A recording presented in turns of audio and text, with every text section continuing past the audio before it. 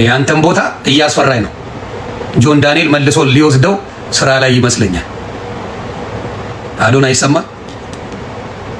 ጆን ዳንኤል ቦታውን ሊወስድ ተፍ እያለልን። በዚህኛው ኬዝ አይደለም ፌደራል እነ ሰራዊትን በተመለከተ አይደለም። ግልጽ ለማድረግ ያክል የእነ ሰራዊት ኬዝ በፍርድ እየታየ ያለ ኬዝ ነው። በፍርድ እየታየ ያለን ኬዝ ጥያቄው ቁርስ ላይ ስትነሱ ሴክስ ከምታረጉና ቁርስ ከምትበሉ ምን ይሻላችኋል? ምን አይነት ጥያቄ ነው? ናይ ሰላም ዩቲዩብ እንዴት ናችሁ? አሁን ዛሬም እንደተለመደው እንግዲህ ከቲክቶክ መንደር ላይ አነጋጋሪና አስቂኝ ተባሉ ቪዲዮዎችን በዚህኛው ቻናል እንመለከታለን። ለዚህ ቻናል ግን አዲስ ከሆኑ ሰብስክራይብ ማድረጉት እንዳይረሱ። ወደ ቪዲዮዎቹ እንሂድ። በጣም ያሳዝናሉ። ወንዶች ወንድ ተብለው ወይም ደግሞ የወንድ ኮንፊደንስ እንዲኖራቸው ገንዘብ ሊኖራቸው እንደሚገባም ጥናቶች ያመላክቱም ይገኛሉ። 49% ወንዶች ለገንዘብ ብለው እንደሚጨነቁም እንግዲህ ጥናቶችን ያሳዩም ይገኛሉ።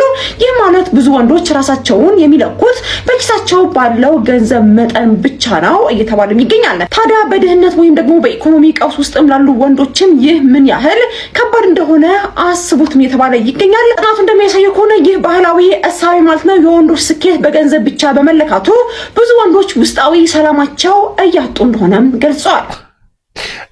እኔም ማምንበታለሁ። ወንድ ልጅ ኮንክ በቃ መላ መያዝ አለብህ። ያ ነው ስኬት። ምንም የትኛውን ወጣ ወረድክ መላ ካላስክ ምንም ጥቅም የለውም። እኔ ግን ጥናቱ ምን 49 ብቻ ናቸው የሚያስቡት? ከ90% በላይ ወንድ ልጅ ስለገንዘብ ነው የሚጨነቀው። ምን ፋሚሊ ለመስረት ገንዘብ ያስፈልጓል፣ የሆነ ነገር ለማድረግ ገንዘብ ያስፈልጓል። እና አንድ ወንድ ልጅ መጨነቅ አለብን፣ ግዴታችን ነው። እዛ ጋር ሁለት ልጆች አሉና ጠይቃቸዋለሁ ጥያቄ። ሰላም ሶሪ የሆነ ጥያቄ ነበረኝ ለእናንተ ለኛ ያ ጥያቄው ቁርስ ላይ ስትነሱ ሴክስ ከምታረጉና ቁርስ ከምትበሉ ምን ይሻላችኋል? ምን አይነት ጥያቄ ነው? ናይ አንቺ መልሽ። እኔ እንደዚህ አይነት መልሳች አታፍሪም እንዴ? ሴት አይደለሽ እንዴ? ምን አይነት ጥያቄ እናት አለ? ከሴክስ እና ከቁርስ ነው? አዎ ምሳል ላይ አለ ምሳል ከቁርስ ምሳል ቁርስ ቢቀርስ እሱ እኮ ነው። ቁርሱ ቢቀር ምንድነው የሚያወሩት? ቁርሱ ይቀር ታዲያ ካርጋት ወርድ ካልሰጠኝ ምን ስሉን ታጠቋንቸው? እውነቴን ነው። ዋይ ሙስግዳ ዋይ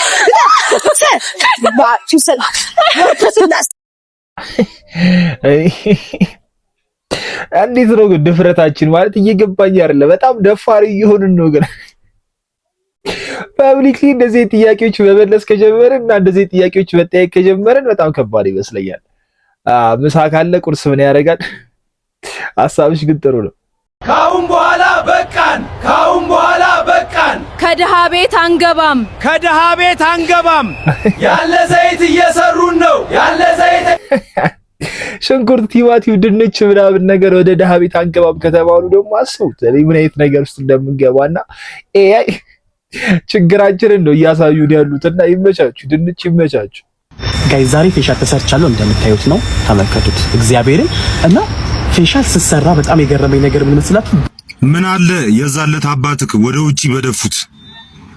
አሁን እኛም ካንተ ጋር ተቆጥረን ነው አይደለ 120 ሚሊዮን ህዝብ ብንባለው እንደው ፈጣሪ ምኞትን አይቶ ምንም አይደለ።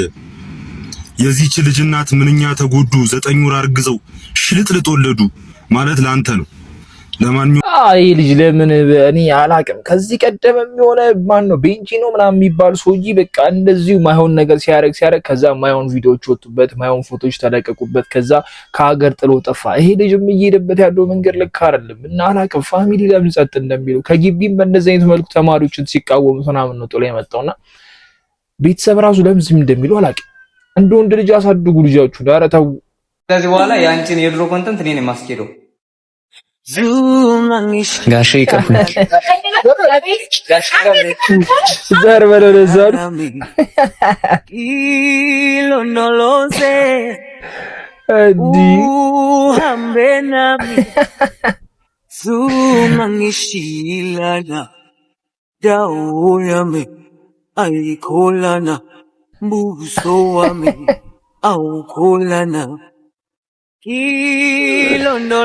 አንድ ሰው ማግኘት ራሱ እድለኛ ነው። በእድል ጆኔ እኮ ከባድ ነው። ሌባ ነው የምትመስላቸው። በዚህ ሰዓት ማንም ያክፍ የለም። ጃኒም ያኔ በቃ በጥሩ ታይም ነው። ከዛ ጃኒ ፈምሳለች፣ ሴት ናት። በዛ ላይ ያላ ሰዎች እንትን ይሉላታል ምናምን ነገርና ተው ይቅርብ፣ ያስመታል። በእድል ጆኔ ያስመታል። የሚከበርበት ሀገር ስትኖሩ ይሄ ነው የሚፈጠረው። ምክንያቱም ጃፓን ውስጥ በማሸጊያው ላይ የሚታየው ምስል ከእውነተኛው የምርቱ መጠን ጋር ቀጥታ እኩል መሆን አለበት። ለምሳሌ ውስጡ ያለው የሚበላው እውነተኛው ቾኮሌት 2 ኢንች ርዝመት ካለው የቾኮሌት ማሸጊያው ላይ ያለው የቾኮሌት ፎቶም 2 ኢንች መሆን አለበት። በምስሉና በትክክለኛ ምርቱ መካከል ትንሽ እንኳን ልዩነት ካለው ሰዎችን በማታለል ወንጀል ትከሰሳላችሁ። ምክንያቱም በጃፓን የተሳሳተ የምርት ማስታወቂያ ማቅረብ ሙሉ በሙሉ የተከለከለ ነው።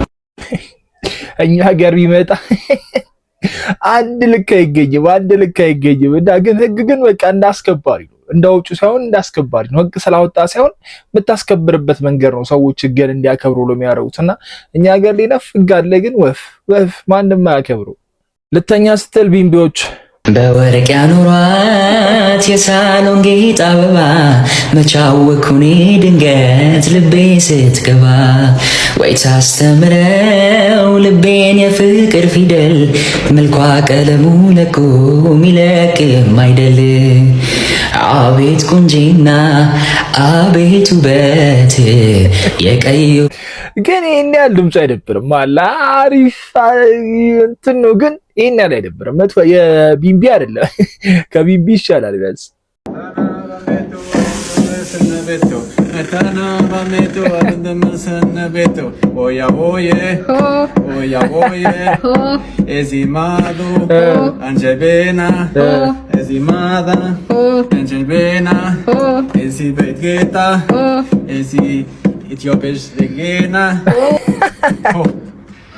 አመሰግናለሁ። መልካም ቡዬ የኔ ማማፊ የኔ ኑኖ የኔ ጆዋኪም የኔ ካታሪና የኔ ቤተሰብ የኔ ውሎ ኢትዮጵያ የኔ ውሎ ፖርቱጋል አመሰግናለሁ። ይመችሽ። አመሰግናለን። መልካም በዓል። ካልቸራችን እንደዚህ ፈረንጆችና ለተለያዩ ሀገራት ሰዎች ማስተዋወቅ በጣም አሪፍ ነው። ለምንድን ነው ፈረንጆች ግን በቀላሉ ነው አማርኛ የሚለምዱት? እኛ እንግሊዝኛ ለመልመድ እኮ ያለው ትግል አማርኛ ቀላል ነው እንዴ? ቆይ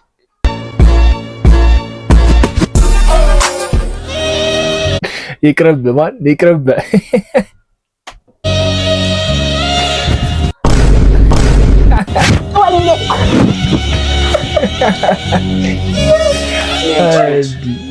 አንድ ሁለት ሶስት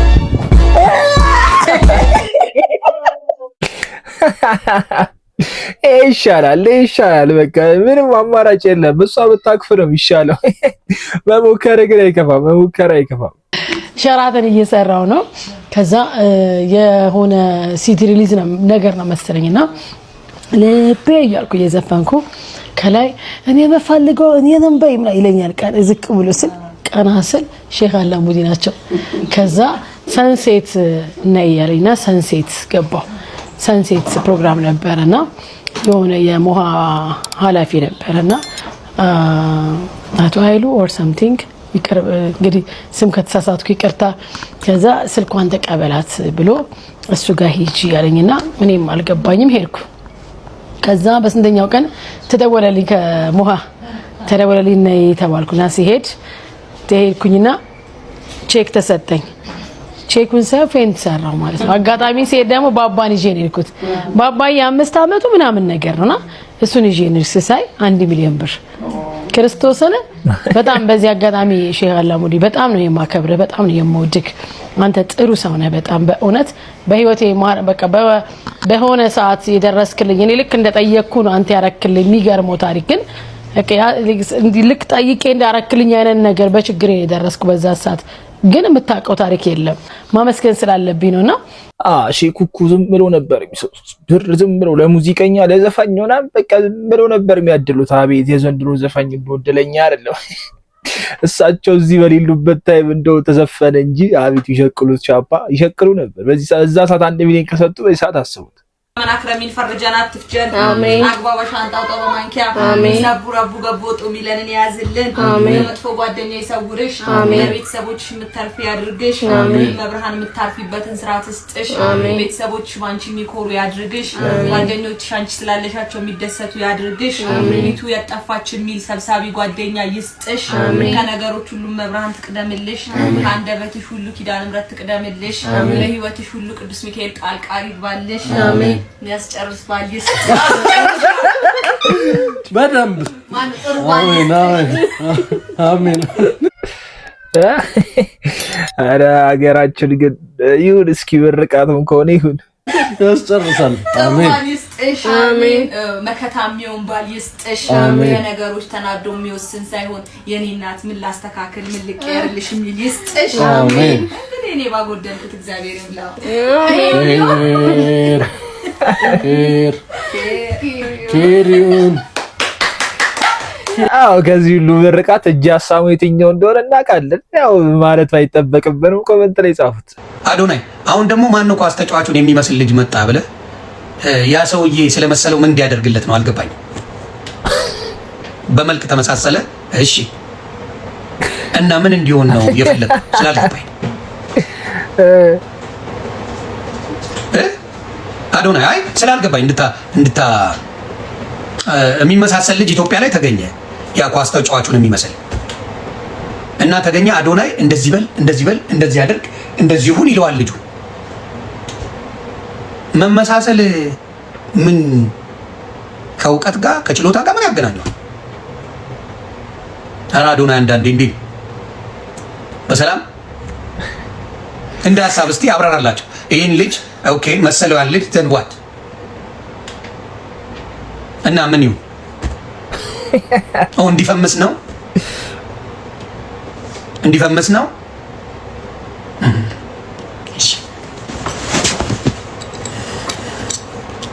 መልክ መምሰል ላይ ሳይሆን አይዲያ ላይ ቢሰራ ጥሩ ነው። እንዲያውም ያንተን ቦታ እያስፈራኝ ነው። ጆን ዳንኤል መልሶ ሊወስደው ስራ ላይ ይመስለኛል።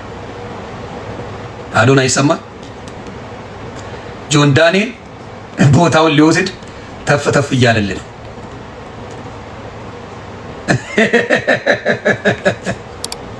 አይ እውነቴን ነው። አሁን ሳየው ጆን ዳንኤል ቢደብረው ምናምን አንደርስታንድ ነው የሱን ኤክስ ለምን እንደፈለገ ምናምን አሁን ስታየው ናው ዩ አንደርስታንድ ለጆን ዳንኤል ሪዝኑ አሁን እየገባኝ ነው። ወጥቶስ በአደባባይ ስላልተናገረ ነው እንጂ ያንተን ኤክስ ምናምን አድርጎ ከተነሳ ብዙ ነገሮች አሉ። ግን አሁን አይዲያዎች በደንብ ይዘህ ካልመጣ አዶናይ ምናልባት ቦታ ሊወሰድ ይችላል። ሶሻል ሚዲያ እንግዲህ ግርግር ይወዳል። አንዱን ከአንዱ ጋር ማገናኘት፣ አንዱን ከአንዱ ጋር ማባላት። ጆን ዳንኤል እና አዶናይ ደግሞ በቃ በጃኒ ምክንያትም ሆነ ካላቸው ፌመስነትም ካላቸው ታዋቂነትም አንፃር በቃ በደንብ እየታወቁ ነውና የልጁ ጉዳይ ምንም ማለት አይደለም። በቃ አላረ ኢትዮ ስፒድም ተባለ ምንም አላመጣም። ያው እኛ አወቅ ነው። ከዛ በእኛ ዘንድ ነው የቀረው። ይሄ ኢንተርናሽናል እና የሆነ እድሉ ጠባብ ነው። በቃ ስፒድም አግኝቶት ምንም ያመጣው ነገር የለውምና ይሄ ምንም የሚፈይደው ነገር የለም። እኛ ነው የምናውቀው። በቃ እኛ ግዙ ሀገር ውስጥ ምናምን ነገር ማስታወቂያ ሊሰራ ይችላል ምናምን በቃ በራሱ ሙድ ሊንቀሳቀስ ይችላል እንጂ ምንም የሚያመጣው ነገር የለም። ለአዶናይ ግን ያው አይዲያ ስለሌለው በቃ እንደ ኮንተንት ይመለከተዋል። ፖስት ከማያደርግ ውጪ ይሄን ፖስት ማድረግ ይችላል እና ጆን ዳንኤል እንትን ይሏል ላይ ነው እና ያለን እሱ ቁጥጥር ስር ነበርክ። እንዴት ነበር? በዚህኛው ኬዝ አይደለም ፌደራል እነ ሰራዊትን በተመለከተ አይደለም። ግልጽ ለማድረግ ያክል የእነ ሰራዊት ኬዝ በፍርድ እየታየ ያለ ኬዝ ነው። በፍርድ እየታየ ያለን ኬዝ ፕሮግራም በመስራት በሚል አቃቤ ሕግ በዛው መዝገብ ላይ ቀርቦ እንዲጠየቅ ብሎ የክስ ቻርጅ እዛው ሜክሲኮ ፌደራል ፖሊስ ሆኜ ነው የደረሰኝ። ስለዚህ እዛው እያለሁ ስለዚህ ለእስሩ ምክንያት እሱ አይደለም ማለት ነው። ግን የነ ሰራዊትንና ይሄ ከፊንቴ ጋር ተያይዞ በኮምፒውተር ወንጀል ተብሎ የተከሰሱበትን በተመለከተ በሰራነው ፕሮግራም ላይ እንዳልሽው ፍርድ ቤቱ የሰጠው ቀጭን ትዕዛዝ አለ። ያችን ለመፈጸም ነው የመጣ ነው። በዛውም ቪዲዮ ማውረድና ይቅርታ መጠየቅ ይመለከታል።